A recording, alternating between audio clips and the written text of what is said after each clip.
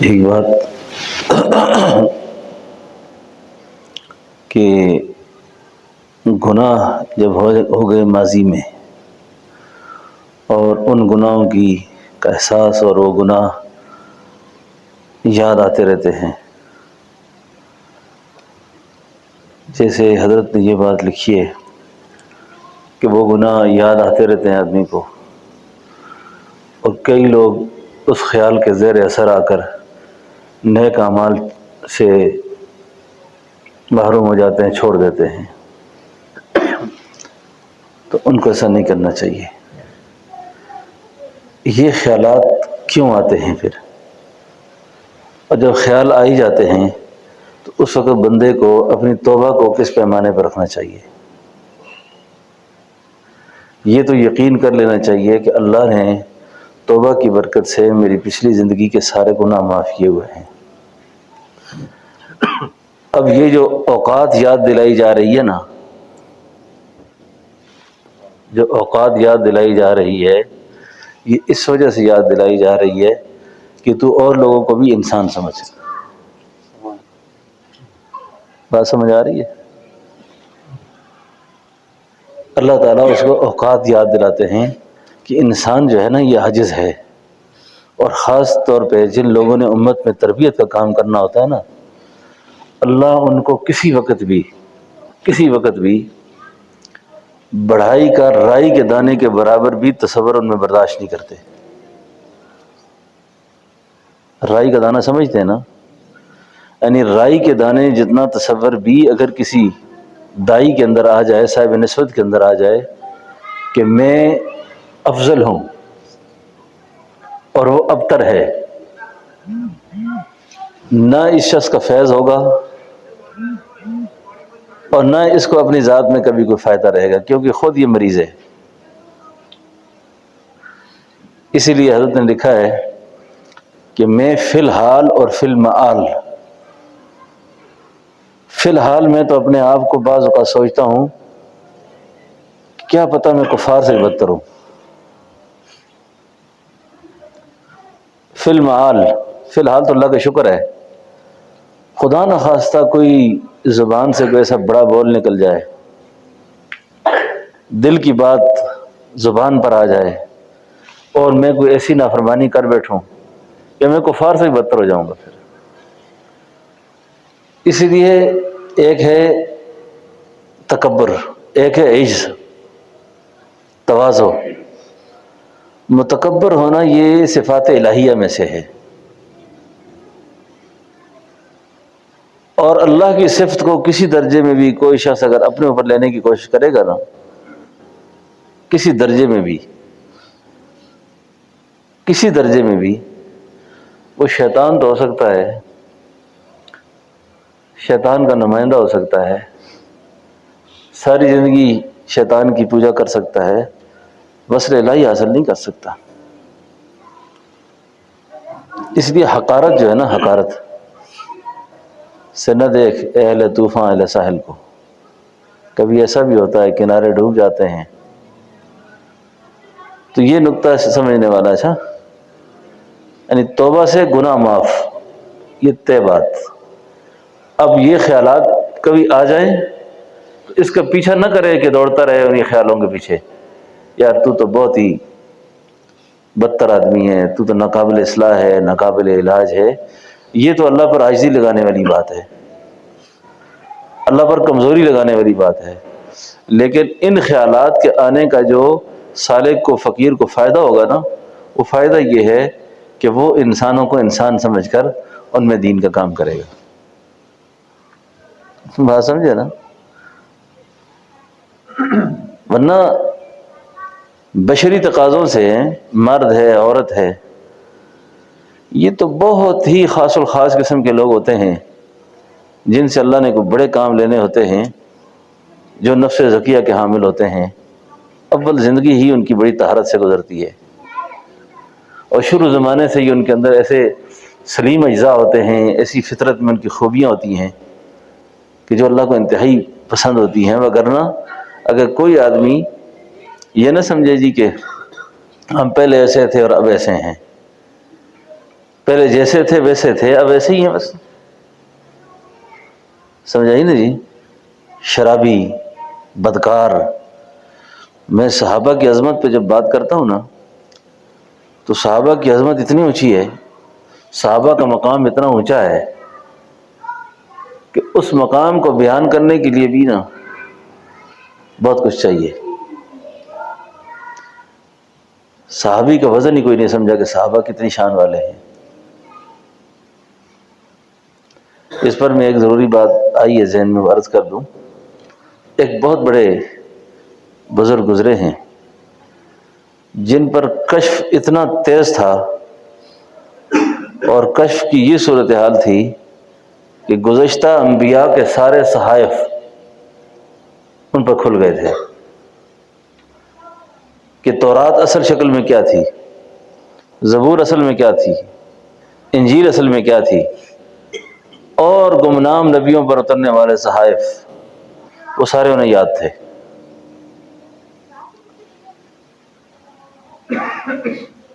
جب وہ فوت ہو گئے نا تو کسی صاحب مقام مرید نے قبر میں مراقبہ کیا. جب مراقب ہوا تو معلوم ہوا شیخ کا کوئی مقام نہیں اللہ کے یہاں، مقام نہیں ہے کوئی بھی. یہ بڑے پریشان ہوئے ہیں کہ یا اللہ، آپ سے روح سے مخاطبت ہوئی، پوچھا حضرت یہ کیا معاملہ ہے؟ فرمایا مجھے ایک غلطی لگ گئی تھی زندگی میں، جس غلطی کی وجہ سے باقی تو معاملہ میرا ٹھیک ہو گیا، لیکن اللہ کے ہاں میرا مقام کوئی بھی نہیں ہے. وہ کیا غلطی لگی؟ غلطی یہ لگی کہ ولی کا مقام صحابی سے زیادہ ہے. ولی کا مقام صحابی سے زیادہ ہے. بس یہ میرے دل میں ہمیشہ خیال رہتا تھا. لیکن قرآن کہتا ہے، کیا پڑھی تھی آپ نے؟ حبب الیکم الایمان وزینہ فی قلوبکم وکرہ الیکم الکفر والفسوق والعصیان. یہ تو نص ہے قرآن کی. یعنی صحابہ کو اللہ نے اس شان میں رکھا ہوا تھا. تو ولایت جو ہے، ہم جو لوگ ہیں ہم پہ خیالات بھی آئیں گے، وساوس بھی آئیں گے، ہر طرح کے حالات آتے جاتے رہیں گے، لیکن مایوسی ٹھیک نہیں ہے. مایوس آدمی منزل کھو بیٹھتا ہے. میں نے پہلے بھی بہت دفعہ عرض کیا کہ یہ جو وساوس کا مریض ہوتا ہے، اس کو یہ سوچنا چاہیے کہ میرے پیچھے ایک کتا لگا ہوا ہے. تو مسافر کا کام ہوتا ہے گزرنا، نہ کہ کتے کے ساتھ الجھنا. آتے رہو جتنا مرضی آؤ، کوئی بات نہیں. تو وساوس کا خیال نہیں کرنا چاہیے، وساوس کا پیچھا نہیں کرنا چاہیے. اور یہ جو خیالات گناہوں کے آئیں گے، اس سے آپ کو اپنی زندگی، یہ بڑے ناسمجھ لوگ ہوتے ہیں وہ جن کو امت پر رحم نہیں ہوتا، امت پر شفقت نہیں ہوتی، امت کا درد نہیں سمجھتے، امت کا غم نہیں سمجھتے، امت کی پریشانیاں نہیں سمجھتے کہ نفس کتنی خطرناک بلا ہے، کتنی سرکش قوت ہے. اب اگر مجھے اللہ نے نگاہ کی حفاظت دی ہے، میں یہ سمجھتا ہوں کہ یار یہ کیوں لوگ پریشان ہیں. اب جس کو نہیں ہے اس سے پتہ کرو کتنا مشکل کام ہے یہ. اب اللہ نے ایک کے لیے آسان کر دی اتنی زیادہ، اور ایک کے لیے پہاڑ کھڑا کر دیا. اب وہ بیچارہ روز مجاہدے سے مرتا بھی ہے جیتا بھی ہے، مرتا بھی ہے جیتا بھی ہے. اس لیے حوصلہ رکھنا چاہیے. اچھا، حوصلہ رکھنا چاہیے، امت کے غم کو سمجھنا چاہیے، لوگوں کی پریشانیوں کو سمجھنا چاہیے، اور اس پریشانی کو سمجھ کر پھر اس کے لیے دعا بھی کرنی چاہیے، اس کو علاج بھی بتانا چاہیے، اس کو علاج بھی بتانا چاہیے. پھر آزمائش کے اعتبار سے نا، سیدنا عمر رضی اللہ عنہ کی بیان سے ہی میں جو بات نکال رہا ہوں. سیدنا عمر رضی اللہ عنہ کی خدمت میں ایک شخص آیا، کہنے لگا جی میں بہت پریشان ہوں. سیدنا عمر کے یہ الفاظ ہیں، فرمایا آپ پر آزمائش آپ کی دنیا پر آئی ہے کہ دین پر آئی ہے؟ کہتے حضور آزمائش تو دنیا پر ہے، کاروبار تھا خراب ہو گیا ہے، یہ کام کیا تھا خراب ہو گیا، یہ کیا خراب ہو گیا۔ فرمایا نماز کیسی ہے؟ کہ وہ ٹھیک ہے۔ اعمال کیسے ہیں؟ کہ ٹھیک ہے۔ فلاں عمل کیسا ہے؟ کہ ٹھیک ہے۔ کہا اللہ کا شکر ادا کر، تیرا اصل سرمایہ بچا ہوا ہے۔ اصل نقصان تو یہ تھا کہ تو اس سے دین چھن جاتا، نماز رخصت ہو جاتی، قرآن رخصت ہو جاتا، اعمال رخصت ہو جاتے۔ تو دنیاوی اعتبار سے اگر کبھی کوئی مسئلہ پیش آ جائے نا، تو اپنے دین کو ٹٹولا جائے کہ میری دینی حالت کیا ہے، میری دین کی کیا کیفیت ہے، اور اگر دین کی حالت ٹھیک ہے تو اللہ کا شکر ادا کرے، اللہ کا شکر ادا کرے۔ اور آج میں جو اس مضمون پر میں کچھ کہنے کا خیال تھا وہ تو مجھ سے رہ ہی گیا۔ ہمیشہ کے لیے عورتیں بھی سن لیں میری بات، آپ بھی سن لیں۔ ہمارے لیے اس وقت دنیا بہت بڑا چیلنج ہے، اس کے اندر بڑی بڑی آزمائشیں ہمارے سامنے، بڑے بڑے حالات ہیں ہمارے سامنے۔ اس ساری صورتحال میں کون سی کسوٹی ایسی ہے جس پر میں اس کو سامنے رکھ کر اپنی زندگی کا راہ عمل طے کروں؟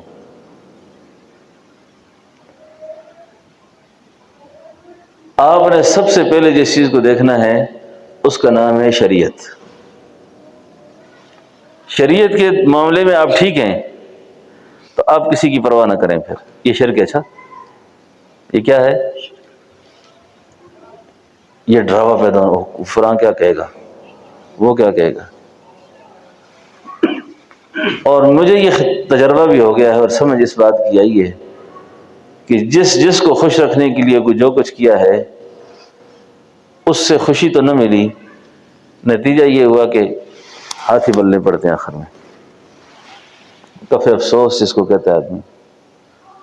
اس لیے بزرگوں کے جو تجربات ہیں نا، قرآن و سنت کی روشنی میں ایک طویل عرصے تک نفس کے ساتھ مجاہدے کے بعد، نفس کے ساتھ مارکہ آرائی کے بعد اس نتیجے پہ پہنچتا آدمی کہ جو جس کے ساتھ کرے وہ اللہ ہی کے لیے کرے، بس بی کا لفظ نہ ہو اس میں، اللہ ہی ہو بس۔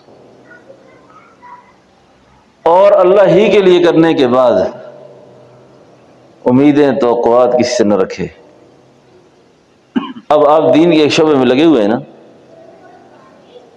کہ ہم یہ اس سردی میں اپنے اپنے گھر چھوڑ کر یہاں آ کے بیٹھے ہیں، کیوں بیٹھے ہیں؟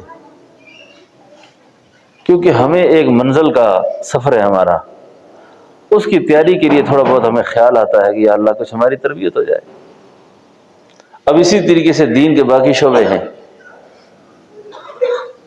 اب کوئی تربیت کے لیے کیا رنگ اختیار کرتا ہے، کوئی تربیت کے لیے کیا رنگ اختیار کرتا ہے۔ مقصود سب کا صحت ہے، مقصود سب کا صحت ہے۔ اب مقصود جب سب کا صحت بن گیا کہ مجھے صحت مل جائے، اس کے لیے کوئی مدرسے کے راستے سے اپنی تربیت پہ لگا ہوا ہے، کوئی تبلیغ کے راستے سے ہے، کوئی خانقاہ و تزکیہ کے راستے سے ہے۔ اب یہ جتنے لوگ بھی ہیں یہ سارے کے سارے آپس میں معاون اور رفیق ہیں، ان میں حریف کوئی نہیں ہے۔ اور پیغمبر صلی اللہ علیہ وسلم کی کسی محنت کے اندر تعارض نہیں ہے۔ والذی بعث فی الامیین رسولا منہم یتلو علیہم آیاتہ ویزکیہم ویعلمہم الکتاب والحکمہ۔ شاہ ابرار الحق صاحب رحمۃ اللہ علیہ اس آیت کو بیان کرتے ہوئے فرمانے لگے کہ کوئی آدمی آپ سے پوچھتا ہے کہ کون سی تربیت کا راستہ افضل ہے اور کون سی محنت اعلیٰ ہے کہ جس راہ پہ چل کے میں اپنی تربیت کروں، نے فرمایا میں آپ سے اگر کہوں کہ کان ضروری ہے کہ ناک کہ آنکھ، آپ کیا کہیں گے؟ بھئی کان کی اپنی ضرورت ہے، ناک کی اپنی ضرورت ہے اور آنکھ کی اپنی ضرورت ہے۔ اب ان میں سے کسی شعبے میں کوئی شخص بھی دین کا کام کر رہا ہے، وہ دین ہی کا کام کر رہا ہے، وہ دین ہی کا کام کر رہا ہے۔ اس کو ڈرنا نہیں چاہیے، پریشان نہیں ہونا چاہیے، اس کو خوف نہیں کھانا چاہیے۔ اب اگر میں اللہ کے لیے کر رہا ہوں نا، مجھے کیا ڈر ہے؟ آپ اللہ کے لیے کریں تو کسی کا خوف نہ رکھیں دل میں، اچھا؟ اس لیے کہ مجھے خود ایک بڑا مارکا طلعہ ایک سفر پیش ہے جو میری آنکھیں بند ہونے کے بعد شروع ہوگا، اور اس سفر میں مجھ سے یہ نہیں پوچھا جائے گا کہ تیری وجہ سے ساری دنیا جنت میں کیوں نہیں گئی۔ اس سفر میں یہ پوچھا جائے گا، مولوی عبداللہ صاحب اپنی سناؤ، اپنی کہانی سناؤ، کیا کرتے تھے تم؟ اور میں اگر یہ کہوں جی کہ ساری دنیا میں دعوت کا کام کروں، ساری دنیا میری سے جنت میں چلی جائے، ساری دنیا میری سے جنت میں چلی جائے، میرا اگر سفر آگے کا خراب ہو گیا تو مجھے کیا فائدہ اس سے؟ اس لیے فرد کو اپنی ذاتی اصلاح پر توجہ زیادہ رکھنی چاہیے، فرد کو اپنی تربیت پر زیادہ نظر رکھنی چاہیے۔ شیخ الحدیث رحمۃ اللہ علیہ فرمایا کرتے تھے، حضرت تھانوی نے لکھا ہے کہ فرمایا ایسا نہ ہو کہ تم لوگوں کی جوتیاں سنبھالتے پھرو اور پیچھے تمہاری گٹھڑی اٹھا کے لے جائے۔ تم جوتی سنبھالنے میں لگے ہوئے تھے، پیچھے تمہاری اپنی گٹھڑی اٹھ گئی ہے۔ بات نقطہ سمجھ آ رہا ہے نا آپ کو؟ تو اپنی اصلاح کو ہر وقت مقدم رکھیں، اپنی فکر کریں۔ دین کے کسی شعبے میں جو شخص بھی کام کرتا ہو اس کے ساتھ کبھی ٹکراؤ نہ ہو۔ مجھے کئی دوستوں کے ذریعے میں تھوڑی سی ہسٹری کھول کے بات کر رہا ہوں، سارے پرانے دوست ہیں کہ جی تبلیغ والے ساتھی یہ حلقات کو پسند نہیں کرتے، تو میں آگے سے کہتا رہتا ہوں، مولانا جلال الدین صاحب رحمۃ اللہ علیہ فرمایا کرتے تھے یہ رنگ روٹ ہے، رنگ روٹ غلطی کرتا رہتا ہے۔ تم رنگ روٹ تو نہیں ہو نا؟ تم رنگ روٹ ہو؟ رنگ روٹ جانتے ہو کس کو کہتے ہیں؟ وہ فوج میں جو نیا نیا بھرتی ہوتا ہے نا، جو ٹریننگ کے دوران ہوتا ہے نا، اس کو بال پہلے ادھر سے کاٹتے ہیں نا، عجیب سا نمونہ بناتے ہیں اس کو رنگ روٹ کہتے ہیں۔ اور جو رنگ روٹ ہوتا ہے وہ غلطی کرتا ہے۔ اب دوسرے آدمی کو اٹھ کر، وہ میجر ہے، وہ جنرل کرنل ہے، وہ اٹھ کے رنگ روٹ سے مقابلے شروع کر دے تو کرنا چاہیے اس کو اپنا قد دیکھنا چاہیے، اس کو اپنا خیال رکھنا چاہیے کہ کوئی بھی شخص اگر کبھی کوئی ایسا کرے تو آپ کا کوئی کام نہیں کہ اس پر بحث کرے۔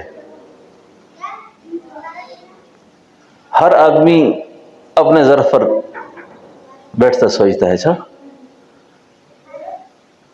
تو اللہ رب العالمین نے جس شخص کو دین کے جس شعبے میں لگایا وہ اللہ کا انتخاب ہے، وہ اللہ کا انتخاب ہے، اور اللہ کے انتخاب میں بندے کو بھی پھر ادھر ادھر خیال نہیں کرنا چاہیے، یہ بات بھی ذہن میں رکھیں۔ اچھا، میں آپ کو بڑی عجیب بات سناؤں، بڑی ذمہ داری کی بات۔ میں تبلیغ کے عمومی کام محنت میں بہت عرصہ جڑا رہا ہوں، تبلیغ کے نظام میں تقریباً 2007-08 تک تو میں معروف معنوں میں جس کو پکا تبلیغی کہتے ہیں نا، وہ سارے کام میں کرتا تھا۔ لیکن جب سے اس طرف کی ذمہ داریاں اللہ کی طرف سے آئیں تو میں ایک دن حرم میں بیٹھا ہوا تھا تو کچھ ایسی کیفیت طاری ہوئی، اس کی تفصیلات کا ذکر نہیں کرتا، لیکن میں بہت فکر مند تھا کہ میں تبلیغ کے کام میں اتنا اچھا خاصا جڑا ہوا تھا تو یہ کیوں نہیں ہو رہا مجھ سے آج کل۔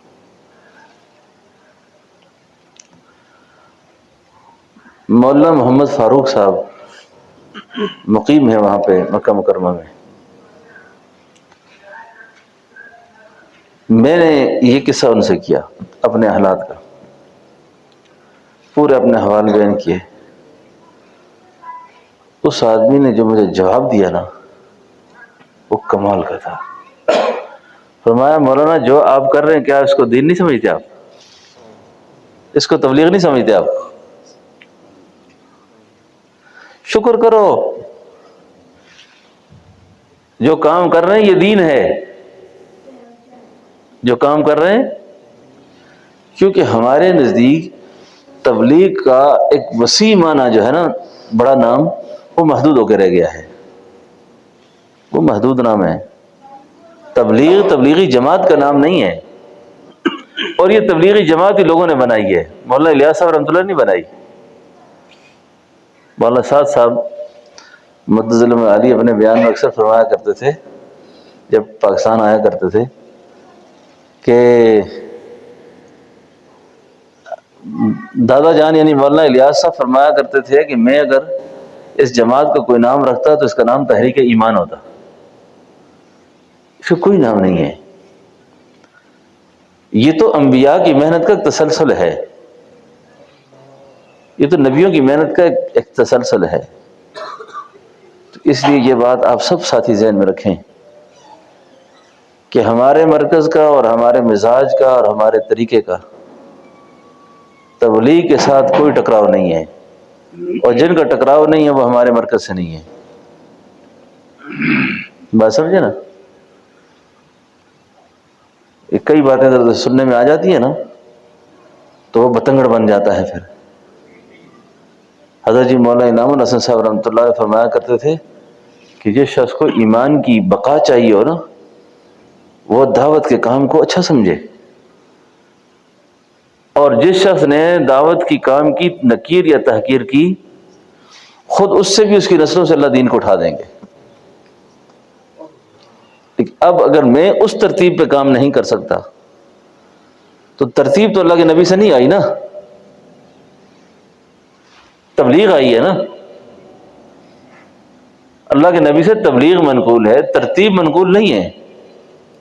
کہ آپ کوئی بتا سکتے کہ صحابی نے 3 دن لگائے ہو، صحابی کو شب جمعہ میں گیا ہو؟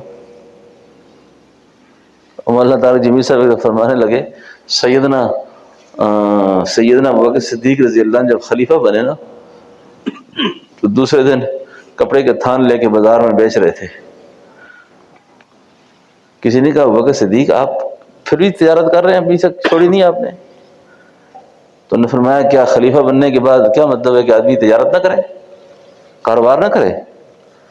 تو ہنس کے کہنے لگے ابوبکر صدیق کے 4 مہینے نہیں لگے تھے، اگر لگے ہوتے تو ان کا ایمان بنا ہوتا تو وہ کبھی بھی ایسا نہ کہتے۔ بات سمجھو نا؟ تو یہ سب جہلا کی باتیں ہوتی ہیں۔ وسیع ہو کر کام کرو، وسیع ہو کر، کھلے دل سے۔ میں آپ کو اس ممبر کی ذمہ داری سے بات کر رہا ہوں، میں جماعت کے عمومی ماحول میں چل نہیں سکتا، میرے اپنے حالات ہیں۔ یقین جانیں جس دن کوئی جماعت آ جائے نا میں اتنا خوش ہوتا ہوں، میری عید ہوتی ہے وہ۔ اور آپ کو بھی نصیحتاً یہ بات کرتا ہوں کہ 3 دن تک میں نے، اب تو اللہ نے بہت وسعت کا دور ہے، جب برامہ میں نا مولوی فضیل صاحب کی والدہ گھر میں روٹی پکاتی 3 دن جماعت کی، 3 دن توے پہ روٹیاں پکانا اور گھر میں خدمت کرنا۔ اس وقت اس طرح ہوٹل بھی کوئی نہیں تھا۔ اور یہ میں اس لیے نہیں کر رہا، یہ اس لیے کر رہا ہوں کہ آپ کو بھی ترغیب ہو، یہ ترغیب کے طور پہ بات کر رہا ہوں۔ یعنی 3 دن تک ایک جماعت آئی تو نے کہا جی، ان کو میری طبیعت کا پتہ نہیں تھا تو مجھے کہنے لگے جی ہم تو دعوت قبول نہیں کرتے تھے۔ اچھا، میں نے کہا میرے لیے میوات کی تبلیغی نہ بنو، کھانی ہے تو کھاؤ، تو نہیں کھانی تو جاؤ۔ خدا کے بندے، میں اتنے اہتمام سے تمہارے لیے 3 دن کے لیے، اس وقت گاڑیاں بھی نہیں تھی، میں دور سے سودے اٹھا کے لایا ہوں اور اتنا اکرام کر رہا ہوں اخلاص کے ساتھ، تم میرے ساتھ آ کے بحث کرتے ہو ہیں؟ تو خیر یہ تو گپ شپ ہوتی رہتی ہے۔ تو یہ آپ کو میں بطور اس کے یہ بات کر رہا ہوں، ٹھیک ہے نا؟ تو یہ انتہائی ضروری باتیں ہیں یہ، جس سے آپ کو بھی اپنے کام کے اعتبار سے بھی اور دوسری دین کی محنت کے بارے میں آپ کو اندازہ ہو جائے گا کہ ہم کیا چاہتے ہیں، ہم کیا کرنا چاہتے ہیں۔ اور اس فتنے کے دور میں، اس فتنے کے دور میں جتنا بھی دین کا کام ہو رہا ہے سب اچھا ہو رہا ہے، جتنا بھی کام ہو رہا ہے سب اچھا ہو رہا ہے۔ اور میں دوسری بات بھی کر دوں، وقت آنے سے پہلے ہی ایک دوست نے پوچھا مولانا سعد صاحب کی جماعت اگر آپ کے پاس آ جائے تو؟ میں نے کہا مولانا سعد کی جماعت آئے گی، ہم اس کو بھی گلے میں ہاتھ ڈالیں گے۔ کیوں خیر ہو؟ بھائی میں نے کہا کوئی بھی اللہ کا نام لے ہمارے سر آنکھوں پر. میں نے کہا اب تو ہمیں سمجھ ہی نہیں ہے. تو ہے پھر تو ہے، تو ہے پھر تو ہے، وہ جس نے بھی تیرا ذکر کیا آ کے دیکھ سر آنکھوں پہ جگہ دی ہم نے. ہمارے نزدیک یہ کوئی حیثیت نہیں رکھتی کہ کون کیا ہے، بات کس کی کر رہا ہے، کیا چاہ رہا ہے وہ. ہمارے درمیان اخلاص کی کمی نہیں ہے، یہ سب مخلصین ہوتے ہیں. آگے لوگ اس کو بتنگڑ بنا کے کوئی کدھر کر دیتا ہے، کدھر کر دیتا ہے. اور جس آدمی کی پھر جتنی استعداد ہو اس سے بڑھ کر اس سے بات بھی نہیں کرنی چاہیے، اسی استعداد پہ اس کو رکھنا چاہیے. تو میں اس لیے ضروری بات آپ سے عرض کی کہ یہ فتنوں کا وقت ہے، فتنوں کا وقت ہے. کم از کم ہم میں سے کوئی شخص بھی کسی انتشار کا ذریعہ نہ بنے، کسی فتنے کا ذریعہ نہ بنے، کسی اختلاف اور افتراق کا ذریعہ نہ بنے. دین کے سارے شعبے ہمارے ہیں، ہم ان کے ہیں. روز محشر اگر ہم نام پکارا جائے نا، اور یہ جو فتنہ ساز لوگ ہوتے ہیں نا، بنیاد میں صرف ایک ہلکی سی بات کرتے ہیں. یہ فتنہ ساری زندگی چلتا ہے، بنیاد میں ان کو رکھا جائے گا پھر. اور تفریق امت یہ شرک کے بعد بڑا گناہ ہے. تفریق امت شرک کے بعد بڑا گناہ ہے. موسیٰ علیہ السلام اور ہارون علیہ السلام دونوں برحق پیغمبر ہیں. موسیٰ علیہ السلام طور پہ چلے گئے، قوم گوالا پرستی میں مبتلا ہو گئی، شرک کے مرتکب ہوئے. واپس جب موسیٰ علیہ السلام آئے تو اپنے بھائی حضرت ہارون سے کہا کہ بھائی تو نے لوگوں کو منع کیوں نہیں کیا؟ انہوں نے آگے سے فرمایا بھائی جان بات یہ ہے، اگر میں منع کرتا نا ان کو تو مجھے خطرہ تھا کہ اس قوم میں جدائی پڑ جائے گی، جھگڑا کھڑا ہو جائے گا. اس کا یہ مطلب نہیں کہ ہارون علیہ السلام وہ جو شرک کر رہے تھے ٹھیک کر رہے تھے، لیکن اللہ کا پیغمبر اگر اس وقت شرک کو برداشت کر سکتا ہے تو ہمارے کون سے اختلاف ہے مولانا؟ یہ کتنے ناسمجھ لوگ ہیں کہ چھوٹی چھوٹی بات امت کو جدا کر دیتے ہیں، چھوٹی چھوٹی باتوں میں امت کو جدا کر دیتے ہیں. حضرت علامہ شاطبی ایک بہت بڑے شیخ گزرے ہیں، وہ فرماتے ہیں کہ ہر حق کے لیے ضروری نہیں ہوتا کہ وہ حق آج آپ ہی نے سارا بیان کر کے چھوڑنا ہے، وہ حق سارا آج بیان کرنا ہے آپ نے.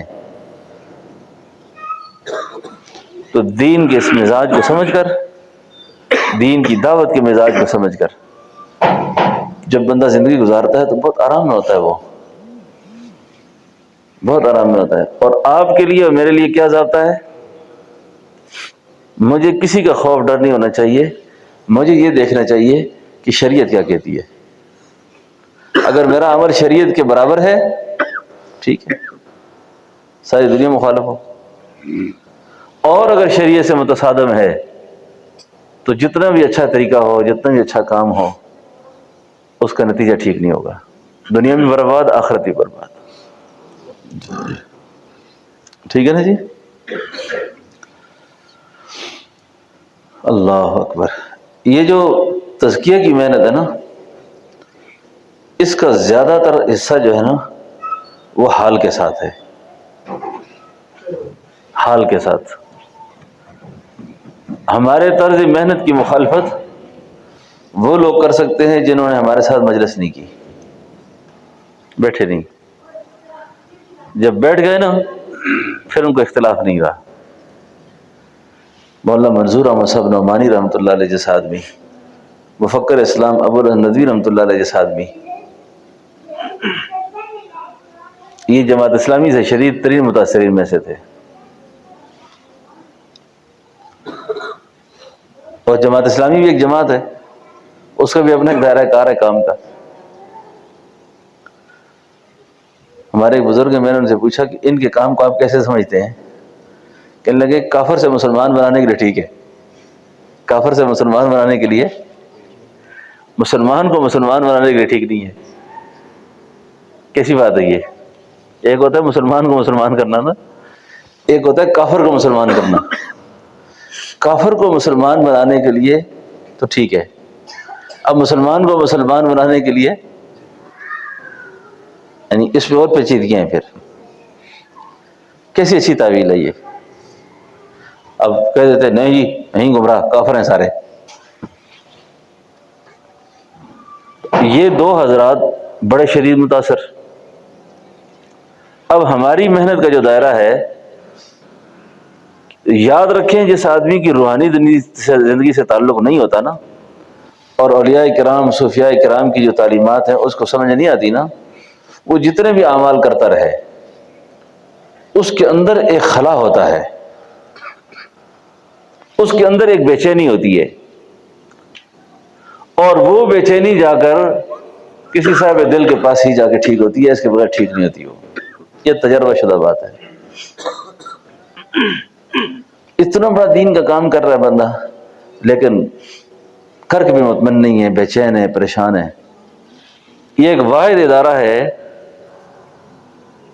تصوف کا، خانقاہ کا، جہاں آدمی آ کر ٹھنڈا ہو جاتا ہے، سارے کاموں سے مطمئن ہو جاتا ہے۔ اس کے بعد وہ اپنے لیے نہیں سمجھتا کہ کوئی اور جگہ بھی ہوگی جہاں پر میری مشینری کو گریس لگائی جائے گی یا مجھے کو ٹھیک کیا جائے گا۔ اب مفکر اسلام ابو الحسن ندوی رحمۃ اللہ علیہ جیسا آدمی، ان کو بھی پڑھنا چاہیے، اور ہر ساتھی کے گھر میں معارف الحدیث ہونی چاہیے۔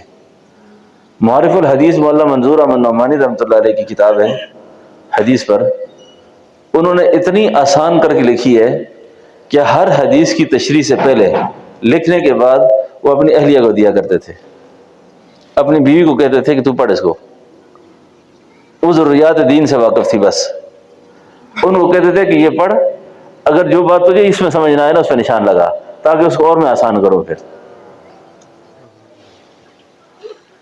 اس لیے معارف الحدیث جو ہے اس کو اپنے گھر میں رکھنا چاہیے۔ یہ 4-5-6 جلدیں ہیں۔ تو یہ ابو الحسن ندوی جو تھے اور مولانا منظور نعمانی بہت بڑے لوگ تھے، اللہ ان کے درجات بلند کرے۔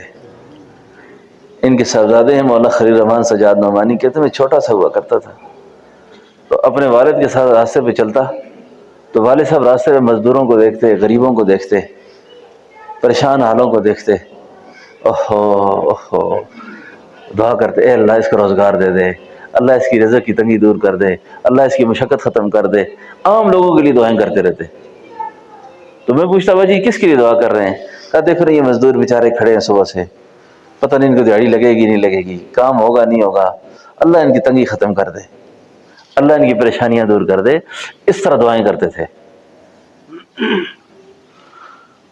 اب یہ جس وقت شاہ عبد القادر صاحب رائے پوری رحمۃ اللہ علیہ کے پاس گئے نا، دونوں حضرات یہ تو علم کے پہاڑ تھے۔ شاہ عبد القادر صاحب رائے پوری جو تھے انہوں نے ساری زندگی، اقبال صاحب بھی آپ کے تلگنگ کے تھے، تلگنگ کو یہ اعزاز حاصل ہے کہ وہ تھے تلگنگ کے، لیکن ساری زندگی اپنے ساتھ رائے پوری لکھا۔ رائے پوری اس لیے لکھا کہ شیخ رائے پور کے تھے، اپنے شیخ کی نسبت سے اپنے آپ کو رائے پوری لکھا کرتے تھے۔ اور ایسا اللہ نے چمکایا اس شخص کو، ایسی اللہ نے عزت بخشی، ان کی سوانح ابو الحسن ندوی نے لکھی ہے۔ علی میاں رحمۃ اللہ علیہ کا نام ہے ابو الحسن علی ندوی، جن کو کہتے ہیں، ان کا نام اصل ہے علی میاں۔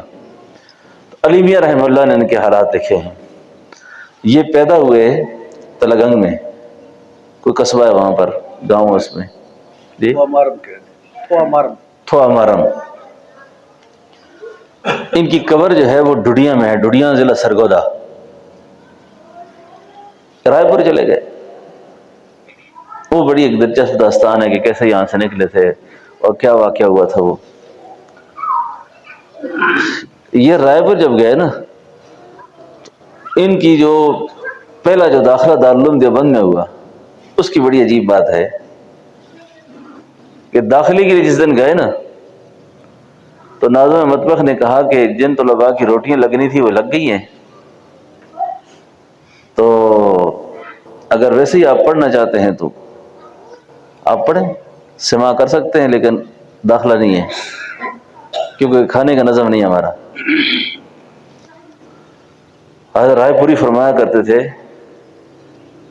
کہ میں نے 12 سال دیوبند میں ایک کمبل میں گزارا ہے، ایک کمبل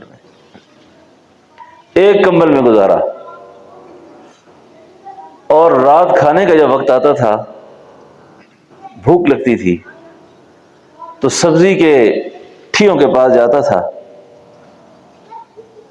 تو وہاں جو سبزیاں کاٹ کر سبزی فروش پھینکتے تھے نا، گوبھی کے، شلغم کے پتے، مولیاں، ایسی کوئی چیزیں، تو میں ان کو دھو کے صاف کر کے کھایا کرتا تھا۔ 1 سال تک میرے منہ کو نہیں پتا تھا کہ گندم نام کی کوئی چیز بھی دنیا میں پیدا ہوتی ہے۔ بات سمجھئے؟ اب جب فراغت ہوئی تو تربیت کے لیے رائے پور گیا جب، تو حضرت نے میرے ذمہ لنگر لگا دیا، اور لنگر کی خدمت ایسے لگی کہ ہر وقت کھانا بنانا برتن دھونے، یہ کام تھا۔ اور حضرت کی خدمت میں بڑے بڑے اہل علم آیا کرتے تھے، شاہ عبد الرحیم رائے پوری کی خدمت میں، جو ان کے شیخ تھے۔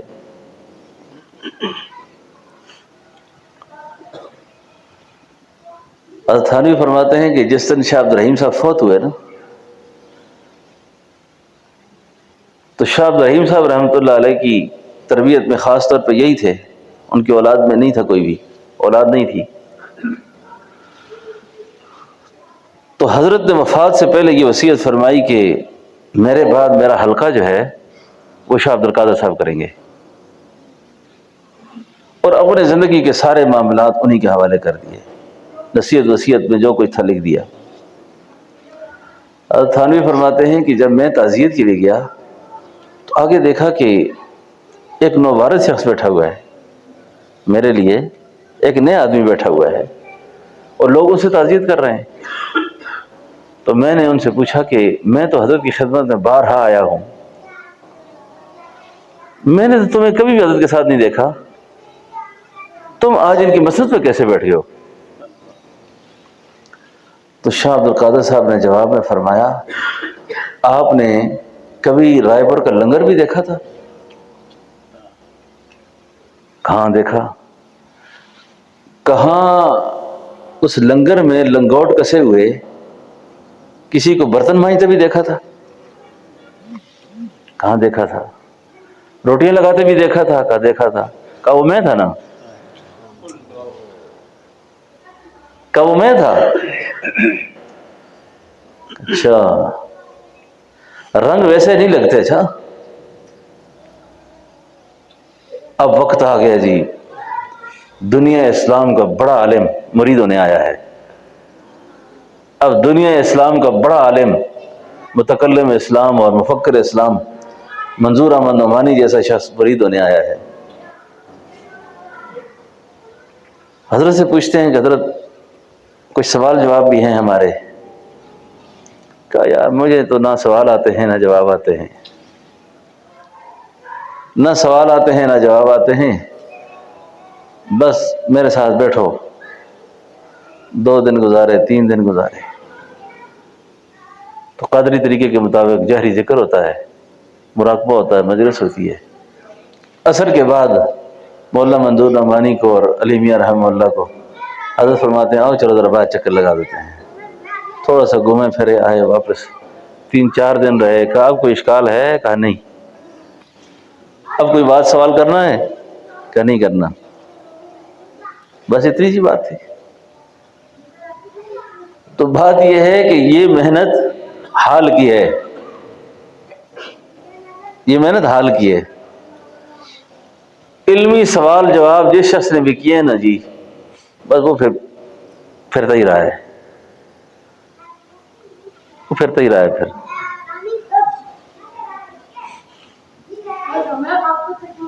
تو یہ دونوں حضرات حضرت رائے پوری کے مرید ہو گئے۔ پھر شاہ عبد القادر صاحب رائے پوری رحمۃ اللہ علیہ کی صحبت تعلق نے ایسا رنگ لگایا ایسا رنگ لگایا کہ وہ علی میاں جو بہت بڑے محرر تھے، لکھنے لکھانے والے آدمی تھے، یہ اعزاز کیونکہ توکل اور استغنا، دنیا سے بے نیازی، یہ جب تک نور نبوت کے اعزاز سینے میں پیوست نہیں ہوتے نا، اس وقت تک یہ حاصل نہیں ہوتے۔ اب علی میاں کو کتنا بڑا اعزاز ملا آپ کو پتہ ہے دنیا میں؟ بیت اللہ کی چابی ان کے پاس تھی۔ بیت اللہ کی چابی شاہ فیصل نے ان کو خاص طور پر دی تھی کہ آپ جب بھی اللہ کے حرم میں آیا کریں تو آپ کے لیے کسی سے کوئی اجازت لینے کی ضرورت نہیں ہے، کہ آپ خود آ کر بیت اللہ کو کھول لیا کریں اور اندر آ کر اپنے معمولات کیا کریں۔ اور یہ بھی کم اعزاز نہیں ہے۔ ہمارے حضرت صاحب رحمۃ اللہ علیہ فرمایا کرتے تھے کہ میں اس جنازے میں موجود تھا کہ حرم میں اعلان ہوا کہ ہند کے بہت بڑے شیخ فوت ہو گئے ہیں، تو امام حرم نے اعلان کیا کہ ابھی ان کی ہم غائبانہ نماز جنازہ پڑھیں گے، یعنی اللہ کے حرم میں ان کی غائب کی جنازہ بھی ہوئی ان کی۔ یہ اعزاز بھی اس ہندی عالم کو حاصل ہے کہ جو، اور دنیا سے استغنا کا کیا عالم تھا؟ یہ جو شاہ فیصل ہے نا، بادشاہ جو تھا، شاہ فیصل کے ساتھ تھوڑی دیر گفتگو کی، ایسی گفتگو کی کہ شاہ فیصل کی چیخیں نکل گئی،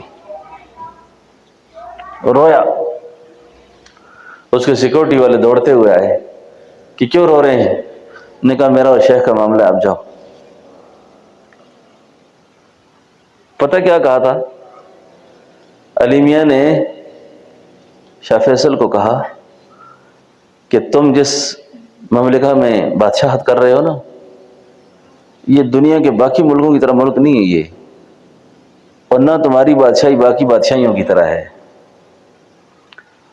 تم اس ملک پہ بادشاہت کر رہے ہو جس میں اللہ کے نبی آرام فرما ہے،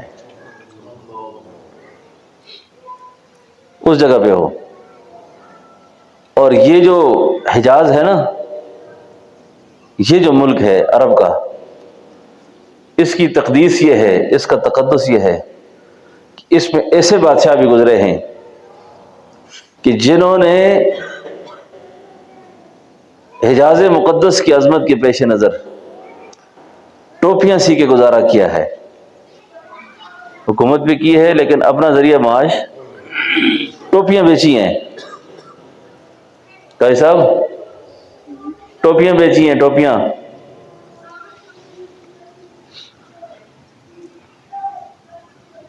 اور اس طرح گزارا کیا ہے۔ اس بات پر نہ شاہ فیصل بہت رویا، لیکن اس نے جو جواب دیا نا جی، مولوی عبداللہ صاحب یہ بھی سننے والا ہے، اس نے کہا حضرت بادشاہ تو ٹوپیاں سی کے گزارا کرتے تھے، لیکن ان کے جو ہم نشین تھے یا ان کے مشیر تھے وہ بھی تو آپ جیسے علماء تھے نا۔ جب آپ جیسے علماء کسی کے مشیر ہوں گے تو بادشاہ بھی ایسے ہی ہوں گے نا، ہاں درباری ہوں، صبح و شام سلام کرنے والے ہوں، تو بادشاہ پھر تو وہ تو ہی سمجھتے ہیں کہ درباری آدمی ہمارا قصیدہ خان ہے یہ۔ واپس آئے تو شاہ فیصل کی یادوں پہ کتاب لکھی، جدہ میں اس کی تقریب رونمائی ہوئی، خود شیخ نہیں گئے، اس کتاب پر 50 لاکھ ریال انعام ملا۔ کتنا؟ 50 لاکھ ریال، 50,000 نہیں۔ انہوں نے اپنے ایک شاگرد کو بھیجا، اس کا نام تھا مولانا محمد عباس ندوی۔ اس نے جب چیک وصول کرنے کی باری آئی نا، اس نے کہا جی یہ چیک تو میں وصول نہیں کر سکتا، پہلے میں شیخ سے پوچھوں گا۔ تو شیخ سے ہند میں رابطہ ہوا ندوہ میں کہ حضرت آپ کی کتاب پر اتنا بڑا انعام ہے، کیا کروں؟ اب بادشاہ کی طرف سے تو بادشاہ کے تحائف واپس نہیں ہوتے، بادشاہ کا تحفہ واپس نہیں ہوتا۔ اچھا یہ بھی آپ کو معلومات میں ہونی چاہیے، بادشاہ ہوتے ہیں۔ اچھا، اور بادشاہ کے تحفے کی اگر کوئی آگے بیچ دے نا، وہ بھی اچھا نہیں ہوتا۔ نہیں سمجھا آپ؟ سمجھ گئے ہو؟ اتنا کافی ہے پھر. بادشاہ کے تحفے بیچے بھی اور بادشاہ کے تحفے کا انکار بھی، وہ بادشاہ ہوتا ہے نا. کیونکہ بادشاہ جیسے خوش ہو کے کوئی چیز دیتے ہیں نا، ان کی اپنی شان ہوتی ہے. اچھا، اور بادشاہ جب خوش ہو کے دیتے ہیں نا، وہ کٹے شٹے نہیں دیتے ہوتے، مرغے کٹے گائیاں، یہ بادشاہ کی شان نہیں ہوتی. بادشاہ جب خوش ہو کے دیتے کچھ چیز دیتے ہیں، سمجھو نا. تھوڑی جو ایسی سیاستدان میں آشا، سمجھو نا.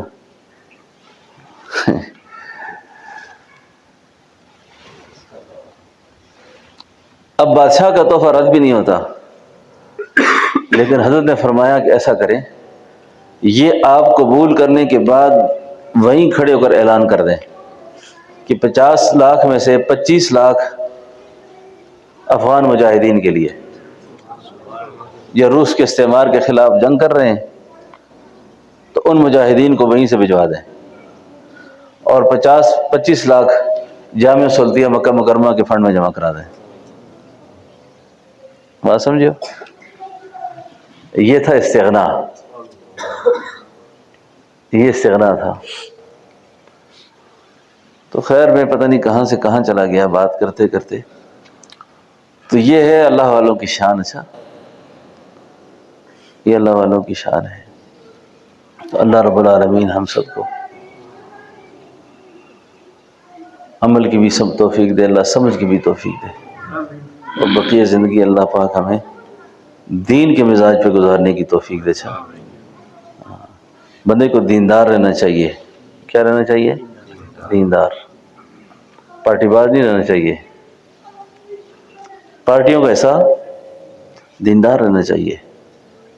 اور دین کس کو کہتے ہیں اس کو سمجھنا چاہیے. بس یہ میری جماعت ہے، یہ میرا مدرسہ ہے، یہ میری خانقاہ ہے، میں اس طرح کرتا ہوں، میں اس طرح کرتا ہوں. نہیں، مجھے دین کو سامنے رکھ کے چلنا چاہیے. دین کو